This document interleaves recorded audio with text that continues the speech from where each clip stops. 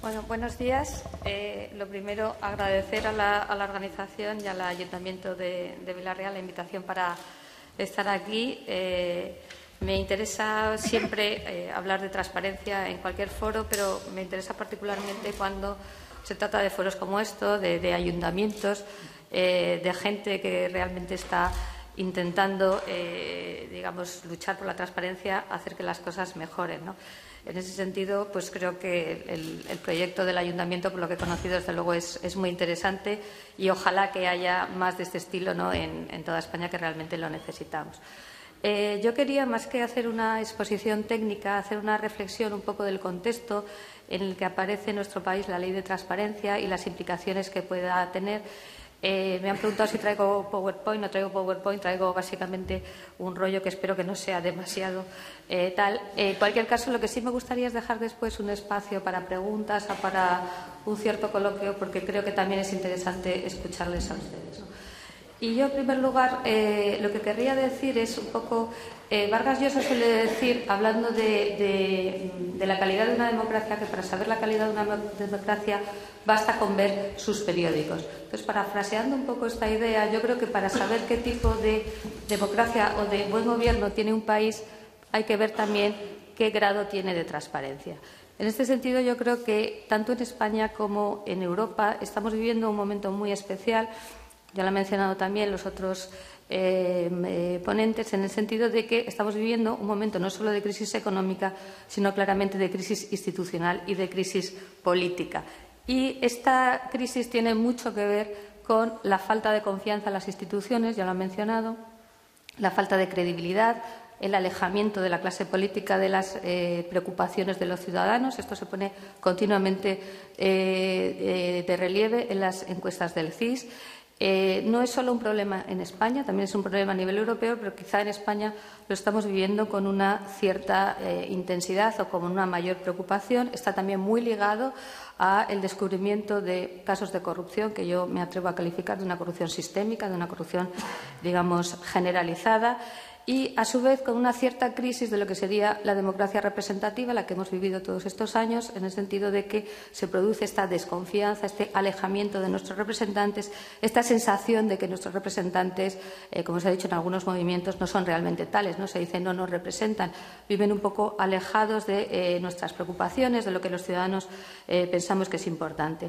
Y también tenemos, para añadir un poco a este panorama de crisis, cierta competencia, en el sentido de que hay otros modelos, particularmente en los países emergentes, particularmente en China, donde, sin tener democracias representativas de corte liberal, hablando en plata, sin tener elecciones periódicas y justas, se están ofreciendo soluciones que a su población le parecen razonables en cuanto a buen gobierno, sobre todo desde el punto de vista económico, capacidad de sacar a la población de la pobreza, y que, por tanto, hay una alternativa que resulta, y hay que ser consciente de ello, que resulta razonablemente atractiva, sobre todo, como ya digo, en países emergentes, donde, digamos, no se ve esa relación entre una democracia con elecciones y calidad institucional, buen gobierno, meritocracia. Yo creo que hay que ser conscientes, por tanto, de esta idea de crisis en la que nos encontramos.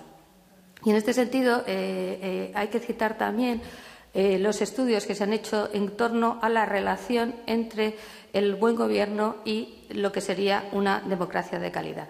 ¿Por qué digo esto? Porque, sin dudar que, por supuesto, en España y en otros países hay una democracia, el problema es que a lo mejor no tiene la suficiente calidad para, digamos, garantizar unas buenas instituciones y un buen gobierno.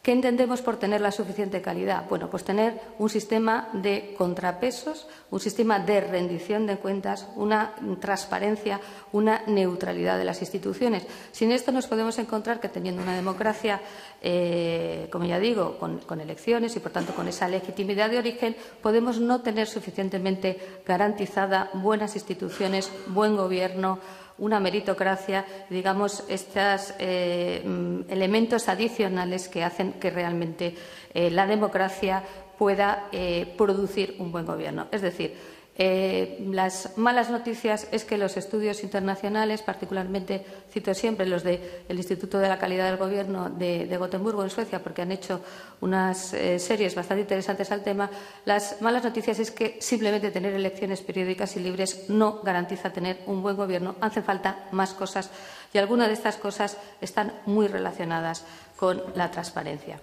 ¿Por qué están muy relacionadas con la transparencia? Porque, sin duda, la transparencia es un elemento esencial para conseguir una mejor calidad institucional, para conseguir una lucha más efectiva contra la corrupción y también para conseguir algo que es esencial para que haya un buen gobierno, que es la rendición de cuentas. Es decir, la posibilidad de que los ciudadanos puedan exigir cuentas a sus gobernantes, a sus representantes, a sus altos cargos. Esto, además, no es una novedad. La idea de que el control ciudadano es esencial para el buen gobierno en las democracias representativas es una idea muy antigua en el pensamiento político. Está ya en los primeros pensadores políticos, en el origen de los padres fundadores de la Constitución americana. Y, en ese sentido, es una idea, como ya digo, básica en una democracia representativa. No puede haber un buen gobierno, nos dirá, por ejemplo, George Stuart Mill en el siglo XIX, si el pueblo no retiene el control de lo que están haciendo sus representantes.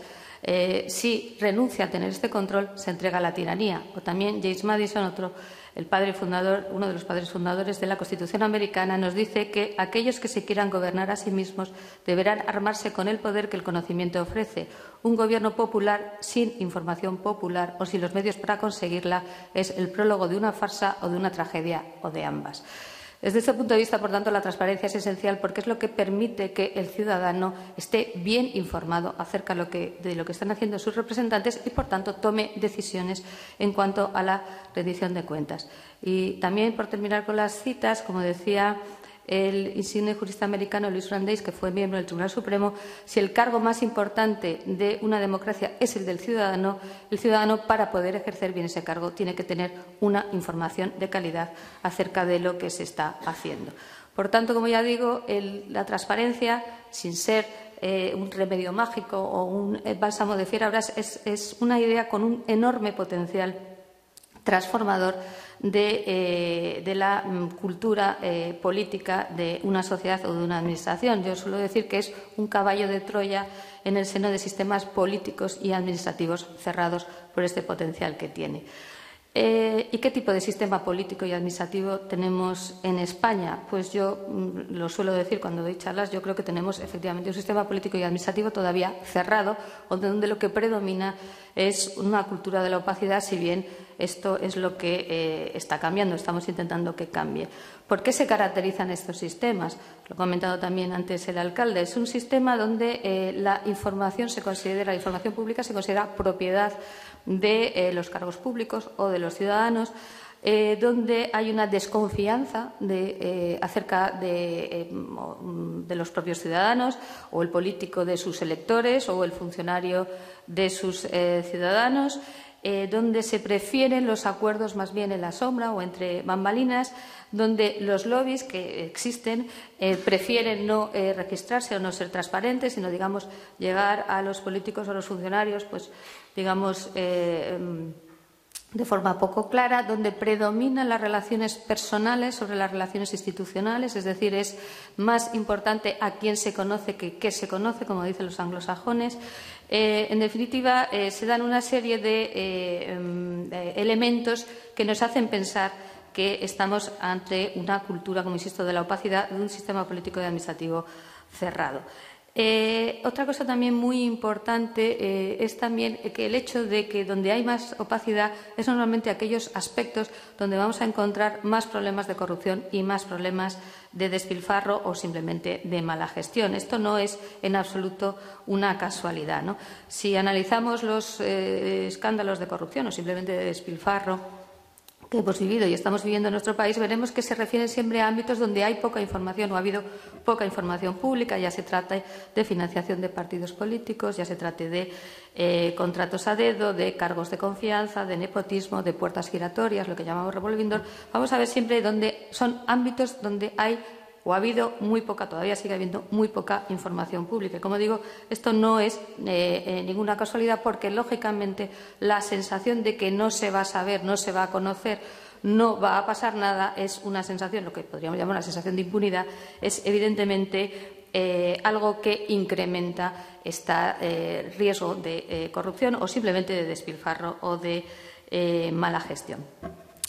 Para hacerse una idea de este potencial transformador que tiene la transparencia, vamos a pensar que esto supone el cambiar, digamos, el criterio y pensar que la información pública no solo no es propiedad de políticos o funcionarios, sino que es propiedad de los ciudadanos. Es decir, darle un poco la vuelta y pensar que es el ciudadano que paga con sus impuestos esta información el que es el dueño de la misma, aunque esté administrada por unos políticos o unos funcionarios.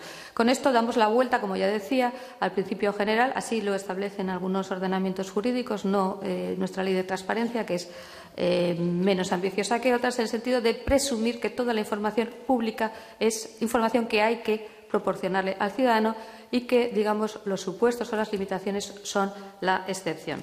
No es exactamente así en la ley española, digamos, hay bastantes limitaciones a este principio general de transparencia, pero sí hay un paso en esa dirección.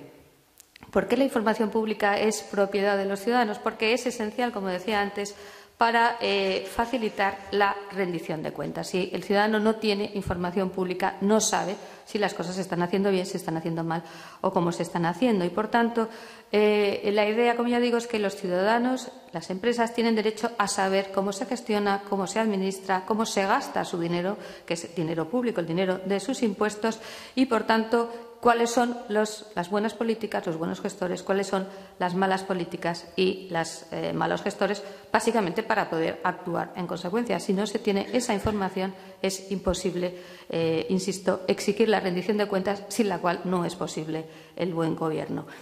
La rendición de cuentas supone, por tanto, algo muy sencillo, que es una obligación tanto de políticos como de funcionarios de informar sobre sus decisiones y de justificarlas en público y al público.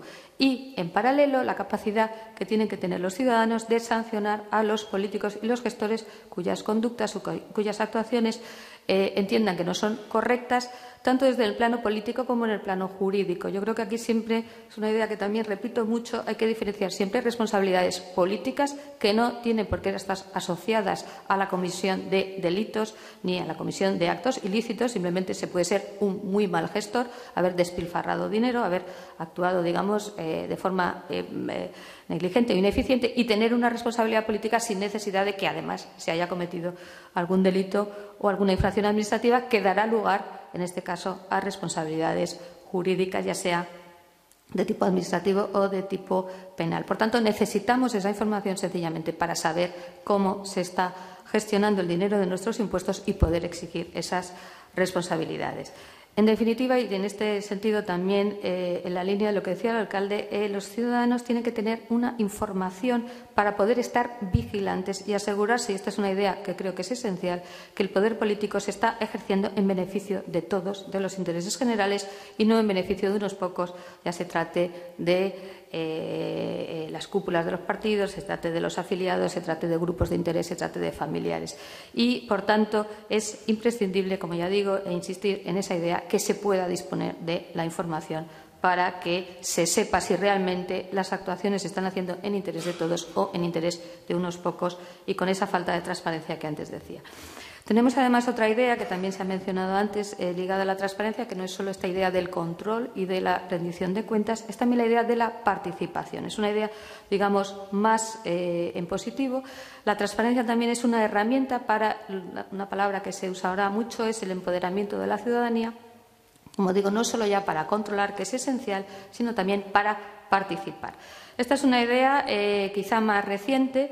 En este sentido, pues ha habido una evolución clara del concepto de ciudadanía, que yo creo que pues ahora en estos momentos del siglo XXI ya ha eclosionado, que es la idea de que el ciudadano quiere ser partícipe en la toma o copartícipe en la toma de decisiones por parte de los representantes o de los funcionarios. Es decir, ya no es solamente esa idea del control, sino esa idea también de participación.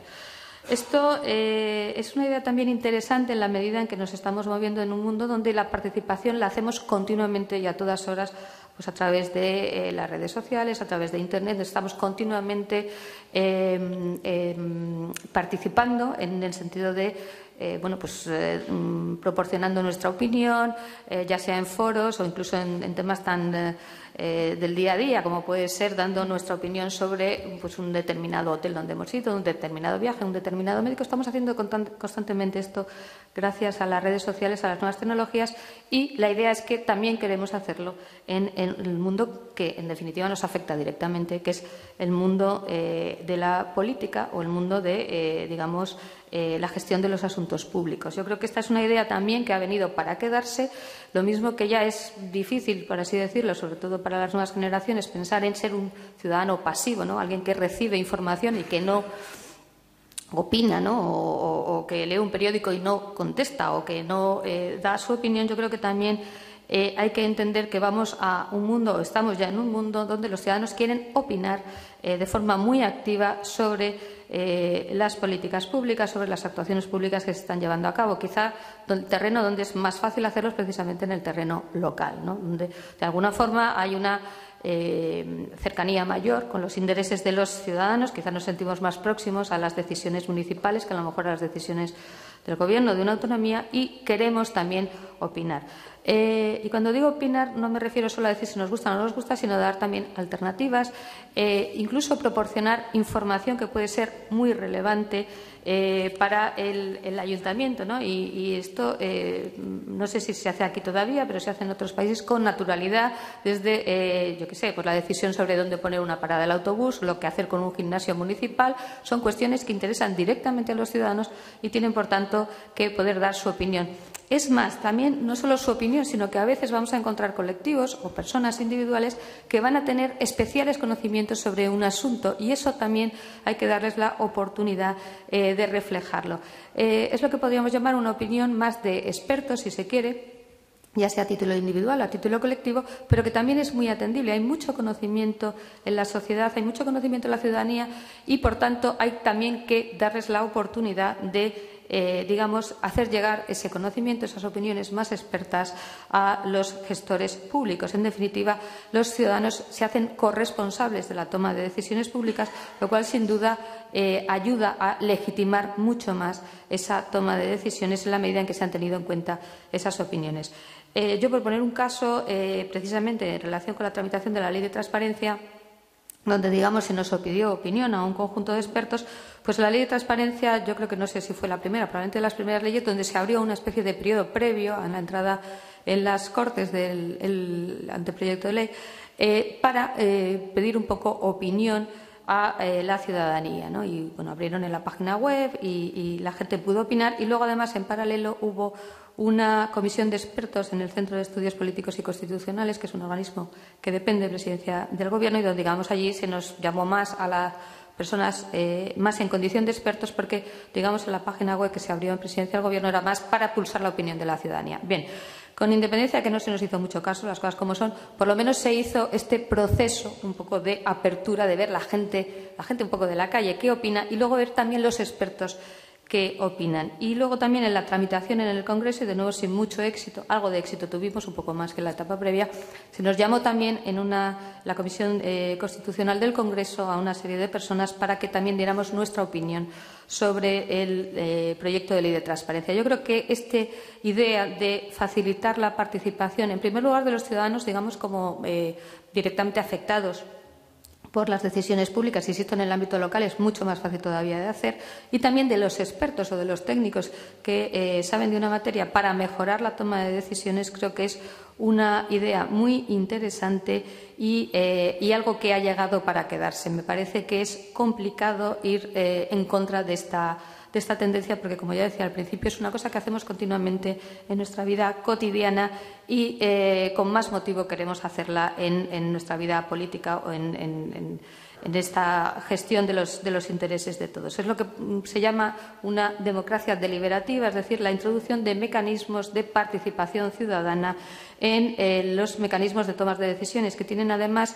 como ya digo, la ventaja de incrementar la legitimidad de las decisiones que se toman, porque son avaladas o consensuadas con la ciudadanía, y también otra muy importante de la que se suele hablar menos, que es introducir la consideración de intereses a medio plazo que pueden no, digamos, estar en la concepción de los políticos que, lógicamente, piensan en el corto plazo, las elecciones, pero, sin embargo, si introducimos opiniones de técnicos o de expertos, vamos a ver cómo normalmente vamos a ir pensando un poco más en el medio plazo que en las siguientes elecciones, lo cual en muchos temas es interesante porque hay muchas cuestiones de políticas públicas que son políticas, por ejemplo, la transparencia, son políticas a medio plazo y no, digamos, inmediatas.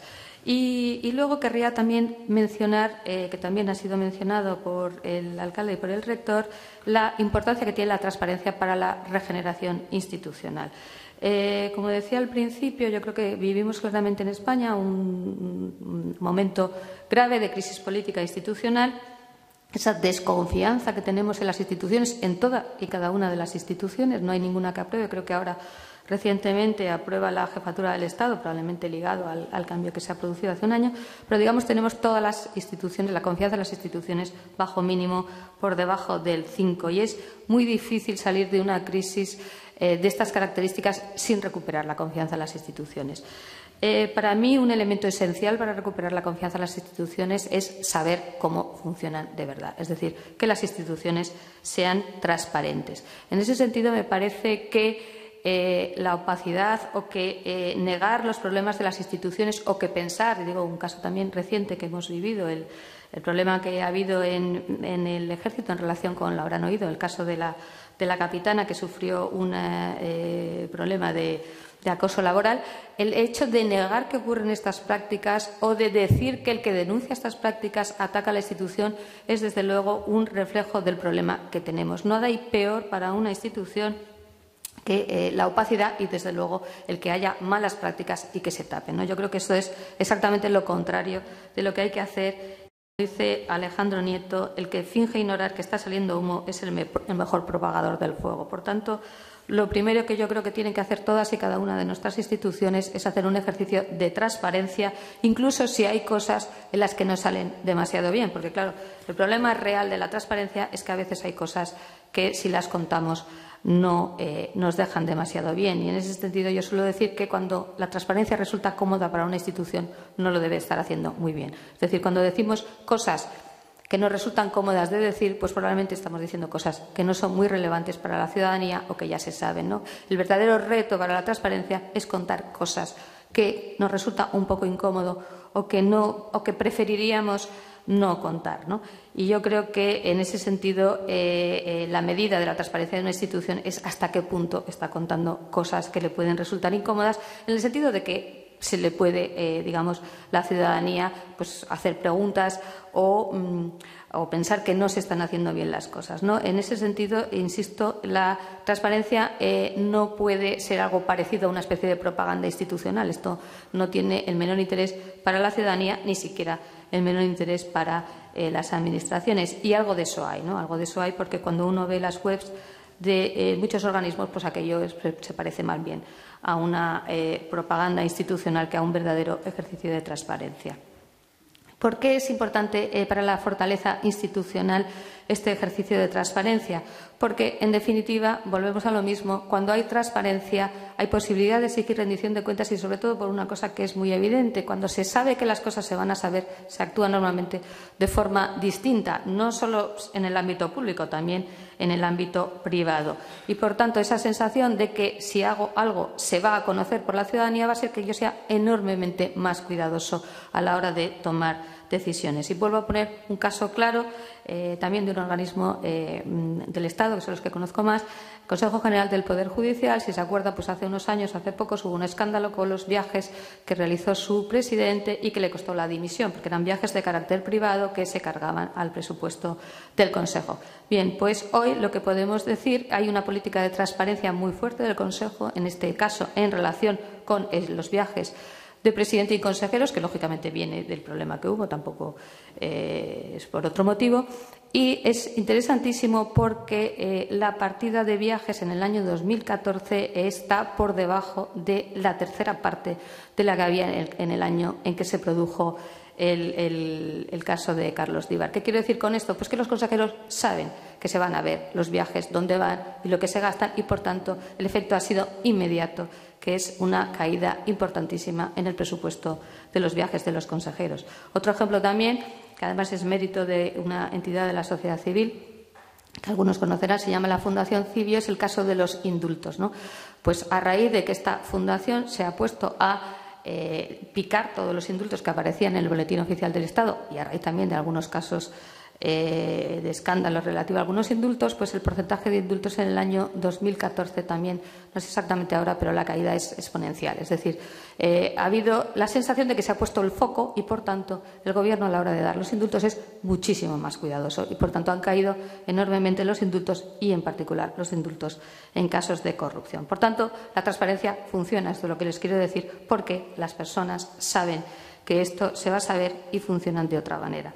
Y también es importante la transparencia para los buenos gestores, porque parece que siempre hablamos de los malos, ¿no? También hay personas, funcionarios, gestores públicos, políticos honestos a los que la transparencia les viene muy bien, porque es una forma, de reforzar su labor, de que, la gente sepa que se están haciendo las cosas bien. En este sentido, el gestor público honesto, el funcionario que funciona bien, que hace las cosas bien, no tiene nada que temer de la transparencia, todo lo contrario, es un aliado natural porque puede contar las cosas sin ningún problema, puede contar cómo se están haciendo para que la gente lo sepa y lo conozca. Por tanto, como ya digo, la transparencia tiene esa doble efecto, que es de desincentivar las conductas incorrectas, incentivar las conductas correctas, porque se pueden contar y razonablemente no solo no hay ningún problema, sino que la ciudadanía lo va a apreciar. Por tanto, obrar con transparencia siempre favorece a las personas que actúan bien, a los políticos y a los funcionarios responsables. Y queda también hacer mención de la importancia que tiene la transparencia para el ámbito de las políticas públicas.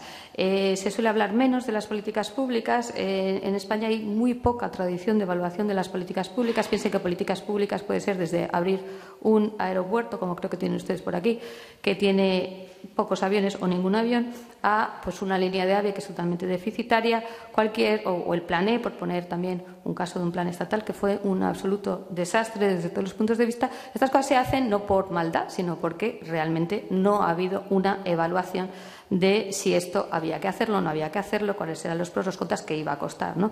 Y tampoco hay ninguna tradición en nuestro país de evaluación a posteriori, es decir, una vez que se ha implantado esa política pública, ¿qué ha pasado? ¿Ha funcionado bien? ¿No ha funcionado bien?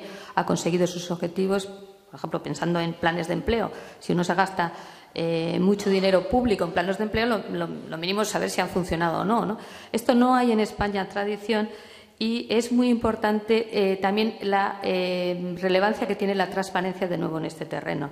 En este sentido, la Ley de Transparencia ha incidido un poquito, no mucho, en el ámbito de la publicidad activa, que saben que es lo que tienen las administraciones que colgar en sus páginas web sin necesidad de que lo pidan los ciudadanos. Sí que hay una referencia en el artículo 6.2 al hecho de que las administraciones tienen que publicitar sus planes, sus proyectos, sus programas de actuación y darle también publicidad a la evaluación, si bien hay un condicionante porque dice la forma de que determine la administración competente. Yo creo que esto, que es una cosa que se habla menos, es también esencial. Es decir, necesitamos saber en qué medida se está gestionando bien, de nuevo, el dinero de nuestros impuestos, porque es dinero de nuestros impuestos o de los impuestos de nuestros nietos en el caso de la deuda, pero bueno, siempre dinero que viene de nuestros bolsillos, cómo se está gestionando, si se está gestionando correctamente. Necesitamos poder comparar también, esto es muy importante, ¿no?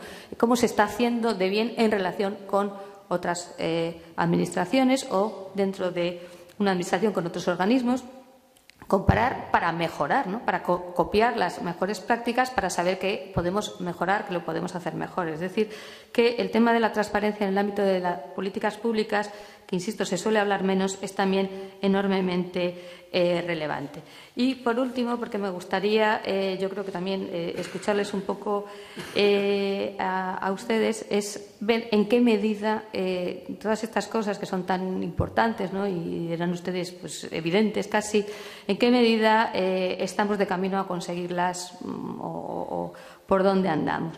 Bueno, yo creo que las buenas noticias, yo llevo en esto de la transparencia desde el año 2011, por tanto ya vamos por los 4 años, es que ya hay conciencia en la ciudadanía, creo, de que esto es importante, ¿no?, de que la misma medida, como también decían antes, pues una crisis siempre es una oportunidad, ¿no? Y yo creo que la ciudadanía española, de alguna forma, somos todos más conscientes de que la transparencia es importante, la rendición de cuentas es importante, que ser un ciudadano vigilante es importante, que no nos podemos echar a dormir y pensar que las instituciones van a funcionar solas, de que los políticos van a hacer lo mejor para la ciudadanía, de que hay una parte muy importante de control ciudadano, de ciudadanía activa, de que tenemos que saber cómo se hacen las cosas. Yo creo que esto sí me parece que estamos en la línea correcta. Ahora, ¿qué más necesitamos? Bueno, necesitamos muchas cosas. También decíamos al principio, y ese es el título, me ha gustado el título de las jornadas, la transparencia es más que una ley. La transparencia es básicamente una cultura. Y es una cultura de las administraciones, una cultura de los políticos, pero también es una cultura de los ciudadanos. Esto es digamos, un problema de dos partes, ¿no? Si tenemos muy convencidos a los políticos y nada convencidos a los ciudadanos, o a la inversa, muy convencidos a los ciudadanos y nada convencidos a los políticos, no vamos a ir a ninguna parte. Es una cultura que tenemos que cambiar entre todos. Insisto, los políticos y los funcionarios cambiando un poco esa idea de que ellos son los dueños de la información y pasar a pensar que son gestores de la información, que los dueños son los ciudadanos, y los ciudadanos siendo muchísimo más activos y muchísimo más exigentes y mucho más vigilantes de lo que han sido estos años. Por tanto, un cambio de cultura que tiene que transformar nuestra democracia, la administración y la vida pública, lo cual no es poco decir. Esto supone limitar o recortar la importancia, o si se quiere, el papel que tienen políticos y administraciones públicas, y reforzar en paralelo el papel que tienen ciudadanos y sociedad civil. Es decir, un poco como si dijéramos que los políticos y las administraciones se retiren un poco y que la ciudadanía y la sociedad civil recupere un poco de terreno y consigamos un equilibrio un poco distinto al que tenemos ahora.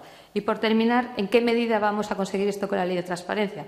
Bueno, yo he escrito varias veces y lo suelo decir en las charlas, la Ley de Transparencia es una ley poco ambiciosa. La ley española llega tarde y, sin embargo, no está ni muchísimo menos entre las normas, digamos, más pues eso, más ambiciosas, ¿no?, que más mejor reconocen el derecho a la transparencia, pero tampoco nos tenemos que quedar con eso, porque también siempre digo una cosa: las sociedades más transparentes no son necesariamente, ni muchísimo menos, las que tienen una mejor ley de transparencia. La ley de transparencia es un paso, puede ser una palanca, pero desde luego no nos podemos confundir pensando que tener una buenísima ley de transparencia, que la tuviéramos, que no es el caso, equivale a tener una cultura de la transparencia, porque no es así en absoluto. Lo que sí es verdad es que la ley, digamos, ha generado o genera una serie de obligaciones, pues entre ellas las que se van a imponer a los ayuntamientos próximamente y ya se han impuesto en la Administración General del Estado. Genera también o pone de moda el tema de la transparencia, algo es algo, y por tanto genera pues un foco en esta idea, lo cual también está bien, pero desde luego es solo un primer paso, ¿no? En ese sentido, yo creo que hay que aprovecharla todo lo posible y no tengo tan claro que se esté haciendo así, ¿no? También comentaba antes que el portal de transparencia de la Administración del Estado pues es un portal muy poco amigable para la ciudadanía. Está pensado mucho en cómo encontraría la información un funcionario, pero no en cómo la encontraría un ciudadano, que por tanto eso ya es una primera idea. Otros organismos con los que he hablado pues reconocen que no se está haciendo un gran uso de la ley de transparencia, no les han llovido las solicitudes de información como ellos pensaban que les iban a colapsar. Por tanto, por el lado, digamos, si dijéramos de interés ciudadano, no parece que haya mucho, y también es verdad que el portal, desde luego, no ha ayudado mucho, ¿no?, el portal de la Administración General del Estado. Yo creo que están a tiempo todos los que van detrás y particularmente los ayuntamientos. en hacer las cosas mejor, ¿no? En hacer portales de transparencia mucho más enfocados a cómo el ciudadano busca la información, lo que es relevante para el ciudadano, y mucho menos a cómo al funcionario le gustaría que estuviese. Y, por supuesto, todo lo que sea pues lo que están haciendo ustedes aquí, ¿no? Fomentar foros de debate, participación ciudadana, es muy importante. Yo creo que hay que ser optimistas, pero creo que tenemos todavía mucha tarea por delante. Yo con esto termino y si quieren alguna pregunta, pues encantada de contestarles.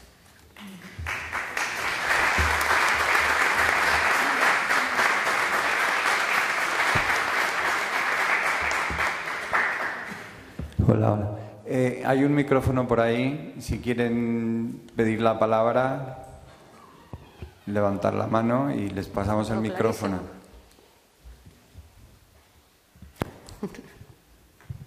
Buenos días. Abriremos el debate desde la organización. A mí me gustaría saber, Elisa, desde el punto de vista del derecho comparado, ¿qué país te puede parecer o os puede parecer a la gente experta en estos temas como modélico en tema de transparencia a nivel europeo? Y después un poco has resaltado que en el ámbito local parece más fácil, ¿no? Más amable de conseguir el que haya, digamos, una fluidez en este tema. Me gustaría un poco que a nivel personal explicaras un poquito esta idea. Bueno, con respecto a lo primero, en el ámbito europeo, es que aquí hay dos cosas también cuando se habla de transparencia, ¿no? Una cosa es lo que podemos llamar cultura de la transparencia y, por supuesto, tenemos siempre los países nórdicos en cabeza, pero cuando hablamos de leyes, no, por eso decía que no tiene, el que tiene la mejor ley de transparencia no es siempre el que tiene la cultura de mayor transparencia, ¿no? En ese sentido, en el ámbito europeo, la gente de Access Info se ha hecho un ranking donde nuestra ley está en los puestos de abajo. Y, por ejemplo, les sale que la ley más correcta desde el punto de vista formal o más avanzada es la ley de Serbia. Por eso siempre pongo este ejemplo porque realmente no se puede decir que Serbia sea el país más transparente ni mucho menos, ¿no? Entonces hay que tener siempre cuidado porque puedes tener una ley muy buena y que se incumpla o se incumpla parcialmente y, por tanto, la cultura del país no sea muy transparente. De nuevo, por volver al caso de los países nórdicos, que ya nos gustaría, pues son países con un enorme grado de transparencia, pero a lo mejor la legislación no es especialmente, digamos, avanzada porque probablemente no lo necesitan, ¿no? En ese sentido, yo creo que en España ha sido una pena porque sí se podía, creo yo, haber sido mucho más avanzada la ley precisamente para que funcionara un poco como palanca del cambio, ¿no?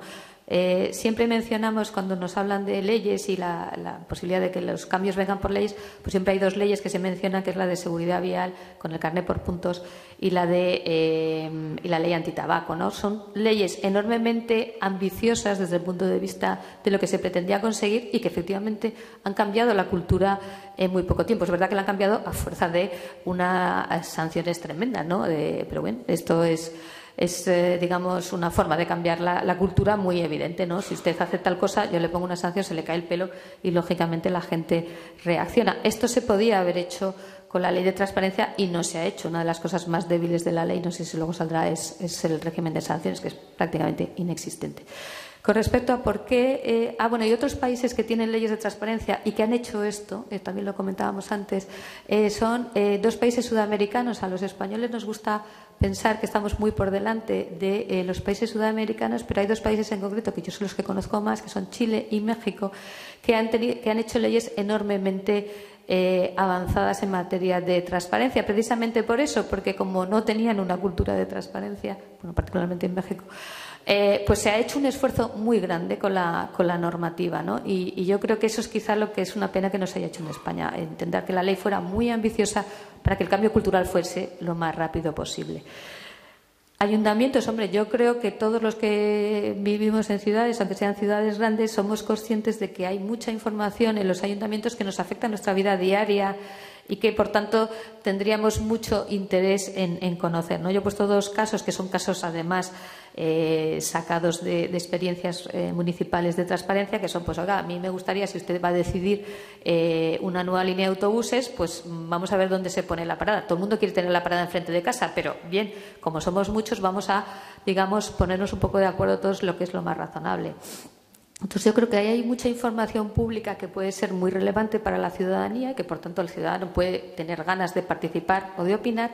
Y luego también porque creo que nos es más fácil, creo yo, vamos, yo soy jurista y no tengo problemas en el portal de la Administración General del Estado, por ejemplo, a la hora de ver los contratos, ¿no?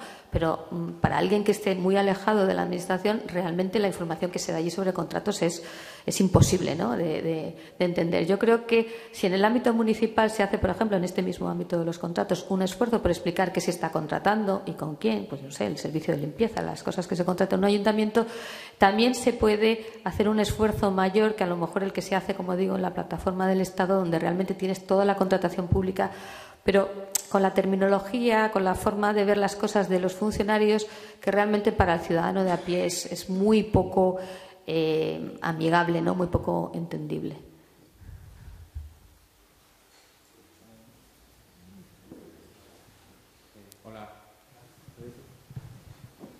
Hola, Elisa.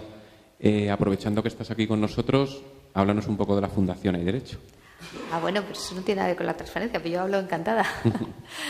Bueno, vamos a ver, yo es que no sé si lo conocen o no.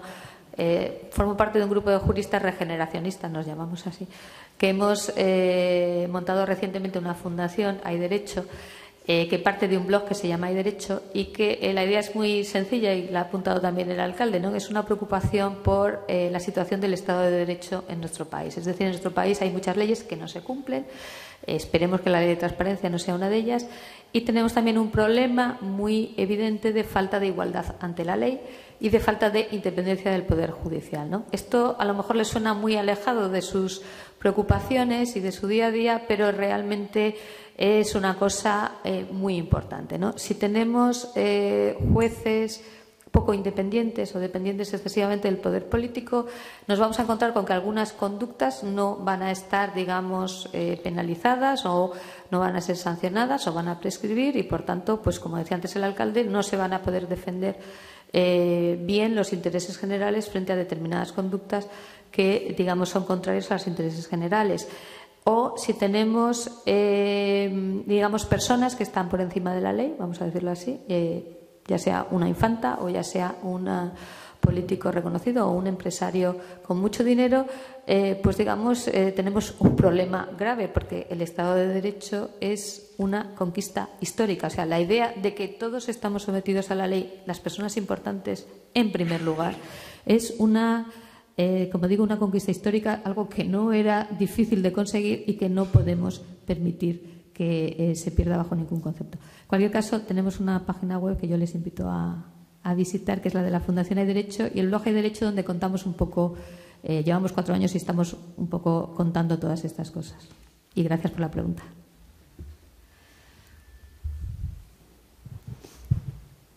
Hola, Elisa, buenos días.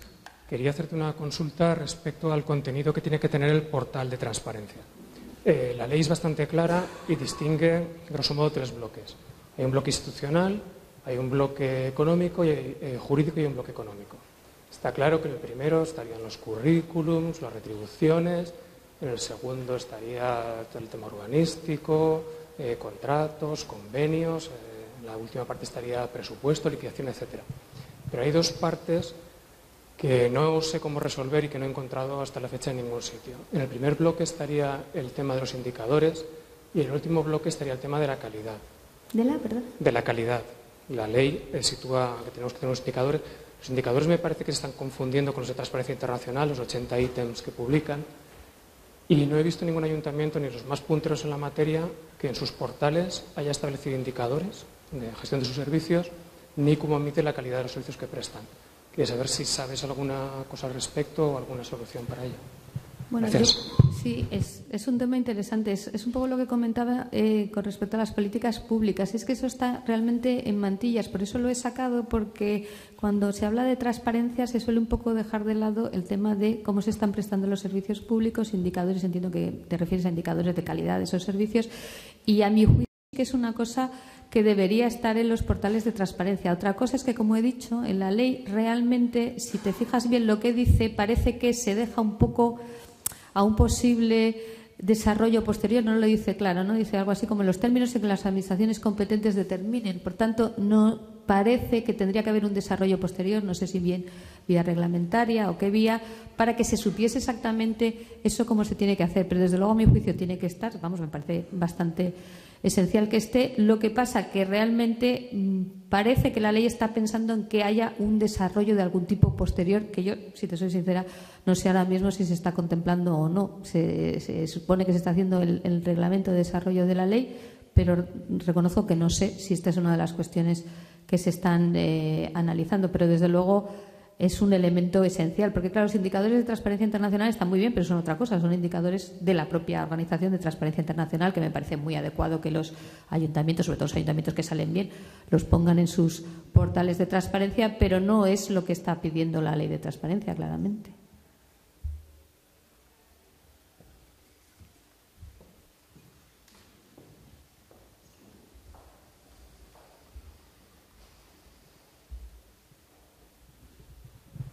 Bueno, me ha interesado mucho la conferencia y comparto muchas cosas que has dicho. No sé si conoces la ley que se ha aprobado en Cataluña. En principio, bueno, entonces se plantea que es mucho más exigente en todos los niveles. Y la pregunta era si consideras que el ser tan exigente, porque realmente matiza muchísimo, mi pregunta es si será practicable, pero si no la conoces, pues no podemos hablarlo. Porque... Bueno, no la conozco, pero te diré que las que conozco y son muy exigentes, el problema básico siempre es si se va a exigir el cumplimiento. Es decir, uno puede poner lo que quiera en una ley. Digo que no conozco la catalana, pero conozco otras que han ido mucho más allá que la ley estatal. La pregunta del millón es, ¿eso hay garantía de que se vaya a cumplir más allá de la buena voluntad del obligado? Entonces, lo que siempre hay que mirar en las leyes, es lo que miro yo siempre, es el régimen de infracciones y de sanciones. ¿Por qué? Porque, bueno, no es que eso sea una garantía total, porque también a veces no se ponen las sanciones, pero es que si ni siquiera hay eso, ya nos podemos olvidar. Siguiente que hay que mirar, ¿tenemos un órgano independiente de control y de supervisión? Porque si ya tampoco tenemos eso, pues podemos estar seguros de que las obligaciones que se pongan se cumplirán o no en función, digamos, de las personas o de la voluntad que haya. Entonces, uno de los problemas que suelen tener las leyes españolas, las que yo he visto, que la catalana no la he visto, es que se sienten muy libres de poner el catálogo que quieran, porque como luego vas, y eso sí lo he mirado en algunas, y no hay ningún régimen, digamos, disciplinario, sancionador o ningún organismo independiente de control, pues yo puedo poner todo lo que quiera, porque al final va a ser muy difícil que si no lo cumplo pase algo. Entonces, yo me temo que este tipo de digamos, leyes tienen un componente, si quieres, propagandístico o voluntarista muy grande, porque si luego no va a pasar nada si no cumplo, pues puedo poner lo que quiera, ¿no?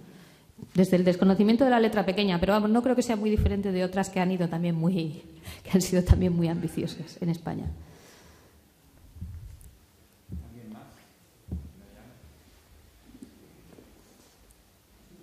Hola, Elisa. Yo, como no comparto el optimismo, y no sé si tú tampoco eras muy optimista, porque yo citaría a Barea en La forja de un rebelde. Entonces situó uno de sus personajes, año 1930 en Madrid, la oficina de patentes y marcas, y entonces viene un señor del extranjero que tenía que cobrar una cantidad muy importante eran 100.000 pesetas entonces. Y claro, le dicen que eso será prácticamente imposible. Hay gente que está haciendo cola para poder recuperar esas cantidades. Y consigue que a los 2 días retornase a su país, pero claro, no con 100.000, con 95.000. Entonces, quiero decirte, si estamos a 85 años aproximadamente de aquello, no creo que sea para tirar cohetes la situación de ahora. Es posible que la ley de transparencia haya tenido que venir porque también antes nos hemos dedicado a laminar todos los organismos de control independientes y los hemos hecho dependientes. Las intervenciones generales, la Comisión Nacional de Mercado de Valores, etcétera, etcétera, el Banco de España, porque claro, yo no sé dónde estaban con la crisis bancaria el Banco de España, yo no sé dónde estaban las intervenciones generales los temas de defraudación o de malversación de caudales. Has citado también mecanismos de control ex ante, es decir, vamos a ver la viabilidad del proyecto no quiero citar Castellón, el AVE Cuenca-Toledo. ¿Quién justificó esa viabilidad económica y esa rentabilidad previa a la ejecución de ese proyecto? Y seguramente que estuvieron 5 años estudiando el impacto medioambiental del proyecto y algunas otras cosas más, y las expropiaciones y esto y lo demás para allá. Y lo básico, lo principal, ¿qué era? Saber si ese proyecto era viable o no, económicamente y socialmente y desde el punto de vista del interés general, pues eso no se hizo, no se hace. Entonces yo creo que también ahí no es cuestión ya de saber a quién se le adjudicó la obra pública esta, si fue a Entre Canales o fue a Fomento. Eso puede ser hasta incluso indiferente, es lo anterior. Por eso digo que no sé si la ley de transparencia le va a traer este tipo de, o va a eliminar esas malas prácticas, esa cultura que hay, o esa indiferencia a lo básico. Y luego hay otro tema que ya, entrando más en detalle, sí que no todo, puede ser una preocupación desde el punto de vista de los operadores, y es la información público-privada. Es decir, cuando entramos en el terreno de lo privado, es decir, del expediente que afecta al ciudadano, a ti. Entonces, ahí es donde realmente también se nos produce, como operador, como secretario, se nos producen algunas chirría un poco el asunto, es decir, no sé si estamos aquí comentando a la señora Elisillo con esto, ¿no? Sí, sí. Bueno, la primera parte, esto daría para otra charla que también las doy, sobre el tema de, lo llamamos la desactivación de los controles previos, ¿no? Y efectivamente estamos totalmente de acuerdo. Yo creo que hay una parte importantísima de lo que ha pasado que ha exigido una desactivación de los controles previos, por supuesto en los ayuntamientos, pero también a todos los niveles, ¿no? Y esto, vamos, comparto totalmente el diagnóstico, lo hemos escrito mucho. De hecho, tenemos precisamente sobre administración local y controles previos unas jornadas en Madrid ahora el 29 de abril donde vamos a hablar de eso, ¿no? Es decir, claro, si hemos desactivado los mecanismos preventivos, como digo yo, las señales que tenían que dar las alarmas, pues luego no nos podemos extrañar de lo que ha pasado, y sobre todo no podemos exigir que los mecanismos represivos, que son los jueces, puedan atender a todo, ¿no? En eso estamos totalmente de acuerdo, pero evidentemente no es un tema de transparencia, es un tema muy importante que coincide en el diagnóstico y que la transparencia no va a resolver. Esto tiene que tener, digamos, otra solución, que espero que sea básicamente la de reactivar, la que seamos conscientes de que hay que reactivar todos esos mecanismos de control que estaban y que simplemente se desconectaron, ¿no? Porque, digamos, pues se decidió desconectarlo por razones políticas. Yo, en el caso del AVE, que sí lo conozco, claro que había informes técnicos diciendo eso. Había informes técnicos diciendo eso, pero las decisiones fueron por otro lado porque eran decisiones políticas. Es decir, no es que no existan los informes están, pero no se les hizo caso, como supongo que habrá informes de secretarios y de interventores que también están y no se les hizo caso, ¿no? Entonces, eso es un tema. También es cierto que una de las cosas en ese ámbito que me parece que son interesantes sería empezar a dar publicidad a ese tipo de informes. Es decir, si uno hace un informe diciendo que el AVE de Toledo a Madrid, pues es que no salen los números, se ponga uno como se ponga, pues a lo mejor los ciudadanos tienen derecho a saber eso. Y luego el político puede tomar la decisión, pero por lo menos tener ese acceso a esa documentación y a esos informes técnicos que decían que, bueno, pues que eso no era la mejor decisión desde el punto de vista de los contribuyentes e intereses generales. El otro aspecto, vamos a ver, yo siempre digo una cosa, datos personales.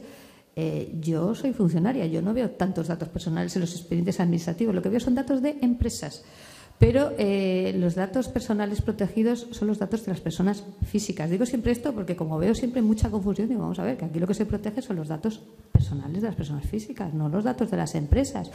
En las empresas pueden tener otro tipo de protección y los límites están contemplados en la ley, que son el secreto comercial, la propiedad industrial, son otros digamos, límites, pero no son los datos, como dices, de la portera o la señora del visillo. Eso no, a una persona jurídica eso no le afecta. Lo digo porque me lo dicen mucho. Y digo, vamos a ver, que aquí lo que se protege son los datos de las personas físicas. Y yo, insisto, en los expedientes administrativos no abundan los datos de las personas físicas. Lo que abunda normalmente, contrataciones, subvenciones, son los datos de las personas jurídicas, que no es lo mismo, ¿no? Entonces, yo creo que esa idea de que se fomenta el cotilleo, de que se fomenta tal, si nos miramos bien la ley y la aplicamos realmente, no creo que ese sea el problema en absoluto. Sí me parece que es una línea defensiva que es muy evidente, que se pone siempre, ¿no? Que es que, oiga, no puede usted dar datos de no sé qué. Bueno, pero vamos a ver cuáles son los datos que puedo dar o los que no puedo dar. Y luego siempre está el tema de, disociar los datos que pueden tener un carácter personal, que son los mínimos, y dar todos los demás, ¿no? Digo, como vengo de la administración y conozco los expedientes, a mí me parece que este no es el problema realmente. No sé qué tipo de expedientes son los que pueden plantear esos problemas, pero vamos, no creo que ese sea el problema fundamental.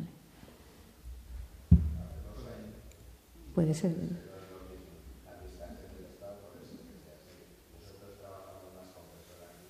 A lo mejor por eso yo hablo de los expedientes que yo conozco, pero que realmente en contrataciones y ese tipo de datos personales no hay.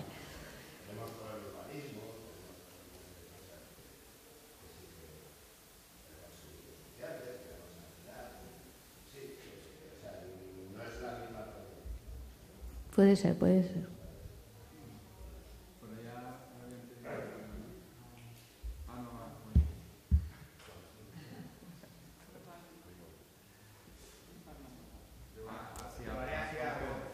A ver si lo oigo. Sí, la pregunta muy corta para don Alejandro sobre el tema de lo que está hablando del gobierno abierto. En la actualidad, ¿el gobierno municipal tiene algún mecanismo para que la información fluya de las instituciones a los ciudadanos y después vuelva a los ciudadanos a las instituciones? Que haya un movimiento fluido. ¿Existe en la actualidad o haya vista algún mecanismo a corto plazo? Sí, yo de eso. Bueno, en principio de cuentas hay una mesa redonda en donde se va a explicar un poco todo lo que se está haciendo desde el ayuntamiento. Pero ya que has hecho la pregunta, prácticamente se está trabajando en tratar de facilitar que desde el ayuntamiento, a través de un portal, que no lo llamamos portal, pero sí es un área concreta que se está trabajando desde el Ayuntamiento de Vila-real, se pongan toda la información a partir de esos indicadores que se señalaban que había, de 80 indicadores, en donde nosotros planteamos que conforme vayamos cumpliendo cada uno de los indicadores, en cuanto a contenido y en cuanto a calidad también, se valore de que se está dando la información. Entonces, a través del portal se está haciendo. Y luego la otra forma que siempre se ha tratado de buscar esa información es a través de la participación.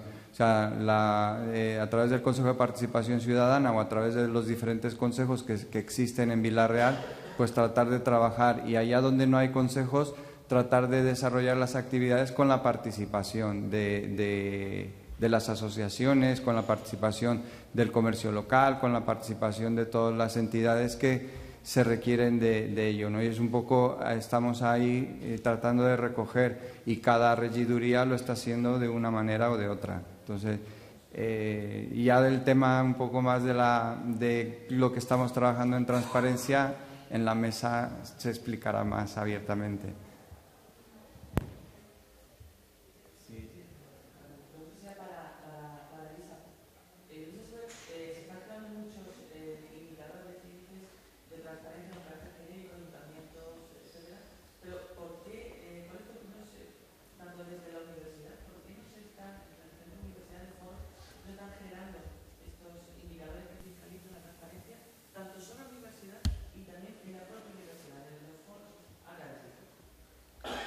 Es que no tengo ni idea, porque los foros académicos. No, la verdad es que no lo sé. Yo los indicadores que conozco que tienen la, digamos, virtualidad de que son los reconocidos son los de Transparencia Internacional, pero claro, son muy a alto nivel, por así decirlo. Yo probablemente, como decía también la otra persona, habría que hacer unos indicadores más específicos, ¿no?, o más concretos para ayuntamientos. La razón por la que no se estén trabajando en las universidades no tengo ni idea, no sé. Bien, vamos a dar por concluida la conferencia. Agradecer la participación de Elisa de la Nuez. Están invitados a un picoteo, un café, una pausa café aquí abajo y volvemos con la siguiente mesa redonda. Muchas gracias.